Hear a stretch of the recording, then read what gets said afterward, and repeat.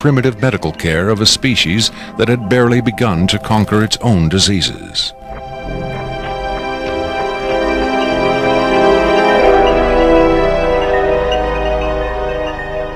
But as we will hear, there are those who claim that to the aliens, death is not a final end to be feared, but a mere transition. It was in the late 40s and early 50s that the U.S. government's policy toward UFOs was formulated. Publicly, there was Project Blue Book, which made a great show of gathering data on all the major UFO sightings, finally declaring them all to be hoaxes, mass hysteria, or swamp gas. But secretly, there may have been another policy at work. Over the years, several documents have come to light which seemingly confirm that a clandestine group, Operation Majestic 12 Group, aka MJ-12, was formed by special classified presidential order on September 24, 1947, for the express purpose of gathering information on UFOs and extraterrestrials, while at the same time keeping such information not only from unfriendly powers, but from the American public as well. If indeed Area 51 has become the nation's repository for alien technology and possibly alien visitors, then the extra-constitutional justifications for such secrecy were developed in the MJ-12 Group's planning sessions. James B. Forrestal, Secretary of Defense under President Harry Truman, is widely accused of being the mastermind behind the creation of MJ-12.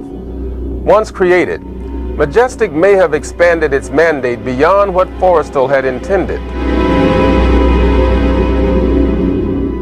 Whatever secrets Forrestal may have known concerning flying saucers and alien visitors, that knowledge died with him when in 1949 he mysteriously plunged to his death from a window at Bethesda Naval Hospital.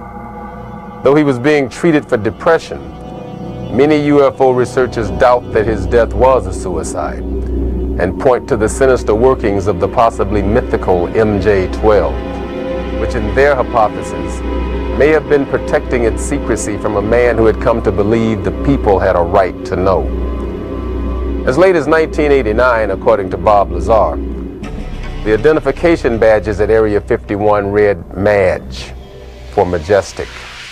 In December 1994, a document purporting to be the Majestic 12 Group Special Operations Manual was leaked to a noted UFO researcher. It contains the following directive under the heading Isolation and Custody. EBEs will be detained by whatever means are necessary and removed to a secure location as soon as possible.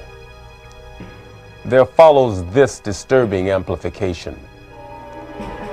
Although it is preferable to maintain the physical well-being of any entity, the loss of EBE life is considered acceptable if conditions or delays to preserve that life in any way compromise the security of the operations. From the beginning of the UFO age, it seems, secrecy was always the government's prime directive. In 1988, another anonymous government source, codenamed Falcon, claimed that a second extraterrestrial biological entity, EBE-2, voluntarily became a guest of our government, allowing himself to be examined and interviewed. In this scenario, Area 51 became, for a time at least, a sort of extraterrestrial embassy, the setting for mankind's first attempt at diplomacy with beings from another world. Different sources disagree as to how communication was established.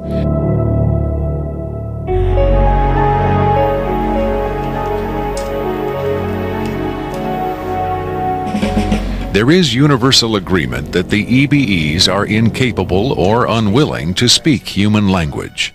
In addition to the pictographs used by EBE-1, it has been reported by Falcon that in the early 1950s, EBE-2 was fitted with some sort of artificial voice box, allowing him to speak words, and that he learned the English language very rapidly.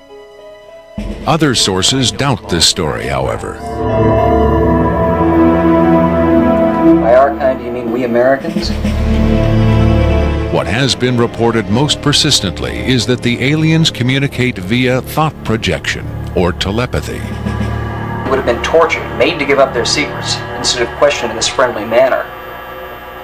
We cannot be forced to communicate. Has it been tried? Not by us.